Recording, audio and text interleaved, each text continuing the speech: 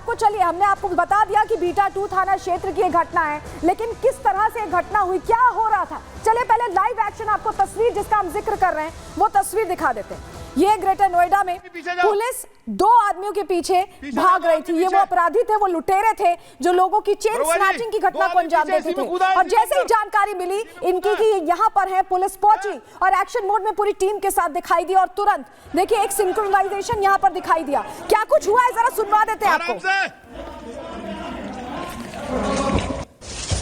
पीछे देखना, पीछे 2 आदमी, पीछे जाओ, पीछे जाओ, 2 आदमी पीछे।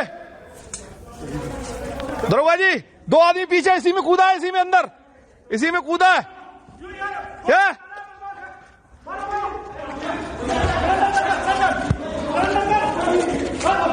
आराम से,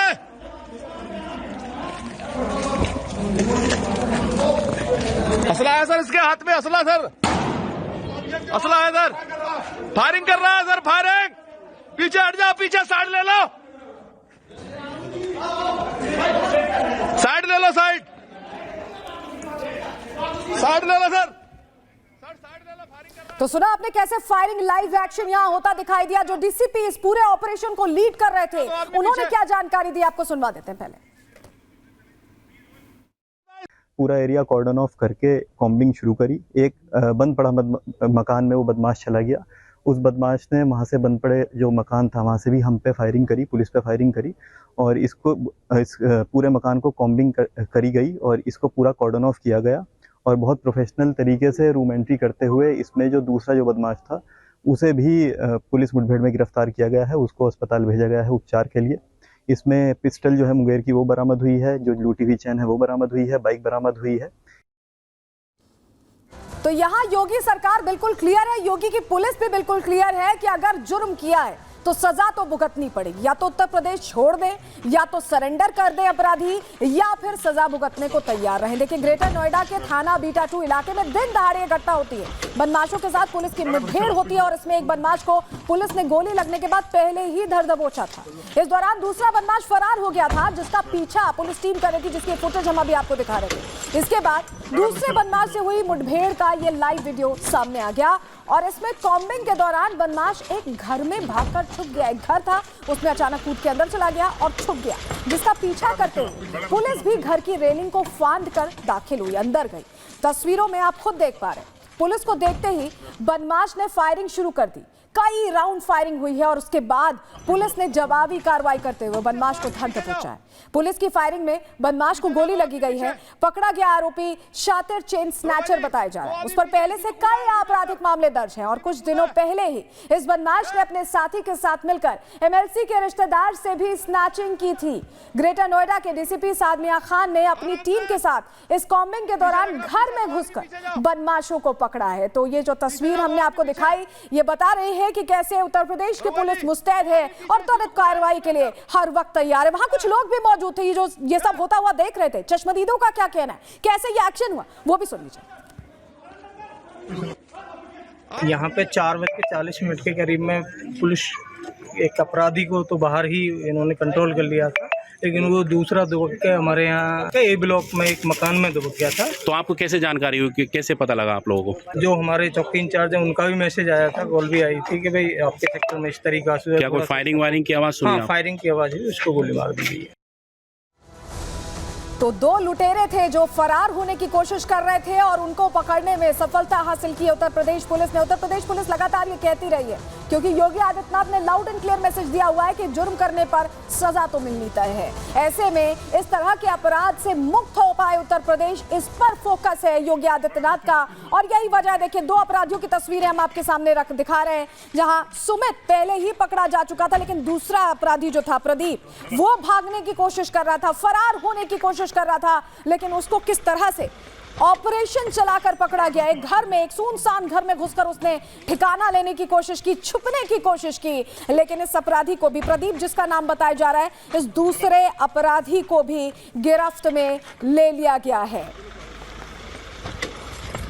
तो योगी आदित्यनाथ यही कोशिश करते हैं कि जनता को न्याय मिले, जो अपराधी कोई गलती करे उन्हें सजा दी जाए, और इससे जो पीड़ित महिला जिसके साथ चेन स्नैचिंग की घटना हुई थी वो बहुत संतुष्ट नजर आ रही इस कार्रवाई से। और भरोसा उत्तर प्रदेश सरकार पर, उत्तर प्रदेश पुलिस पर कैसे बढ़ गए, सुनिए खुद उनकी जुबानी। कोई बंदा आया, उसने एकदम पीछे से मेरी चेन तोड़ ली और एकदम से मैंने हल्ला भी मचाया, लेकिन वो तब तक भाग चुका था।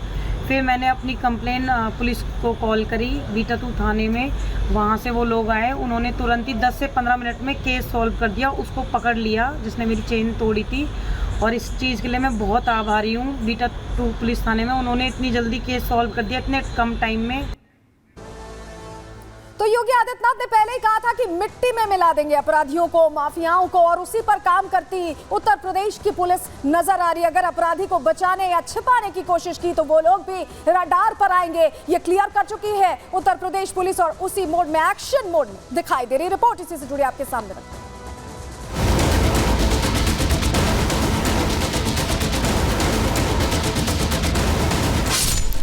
उत्तर प्रदेश के मुख्यमंत्री योगी आदित्यनाथ का एक ही प्रण है, लॉ एंड ऑर्डर बिगड़ना नहीं चाहिए। कोई अगर कानून व्यवस्था से खिलवाड़ करे तो फिर वो बख्शा भी नहीं जाना चाहिए। योगी की पुलिस अपने मुखिया के फरमान को फॉलो भी कर रही है, तभी तो एक के बाद एक पुलिस से बदमाशों के एनकाउंटर की तस्वीरें भी लगातार सामने आ रही हैं। ग्रेटर नोएडा हो, सुल्तानपुर हो, अयोध्या या फिर यूपी का कोई भी शहर या फिर कोई भी कोना, अपराधी को पाताल से निकालकर यूपी पुलिस उसके गुनाह का पूरा हिसाब तुरंत कर दे रही है।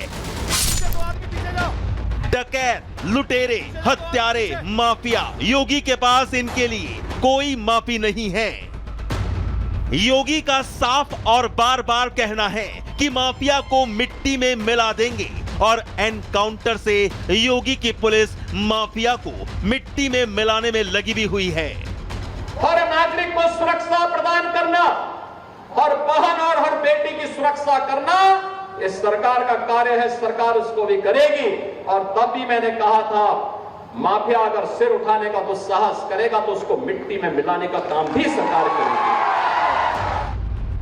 विपक्ष भले ही योगी की अपराध के खिलाफ जीरो टॉलरेंस टास्क के बीच रोड़ा बनने की कोशिश करे, लेकिन योगी सिर्फ अपराधी का जुर्म देख रहे हैं। योगी पलटवार भी कर रहे हैं, कह रहे हैं कुछ लोगों को सिर्फ जाति दिखती है, क्योंकि सपा अध्यक्ष अखिलेश यादव ने सुल्तानपुर एनकाउंटर पर जाति कार्ड खेलकर योगी को गुस्सा जो दिला दिया है।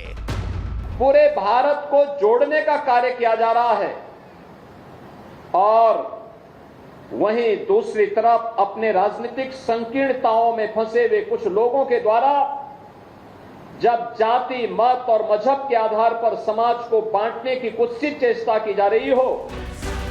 विपक्ष जो मर्जी कहता रहे, योगी 2017 के बाद से यूपी की मजबूत कानून व्यवस्था का दंभ भरते आए हैं, और विपक्ष पर यानी खास तौर पर समाजवादी पार्टी को माफिया और गुंडों का हमदर्द बताकर उसको निशाने पर भी लेते रहे हैं।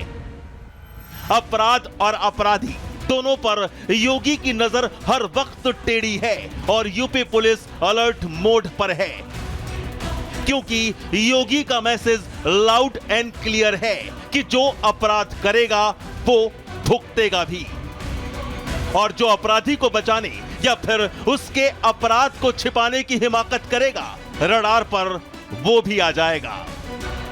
Bureau report, Republic Bharat.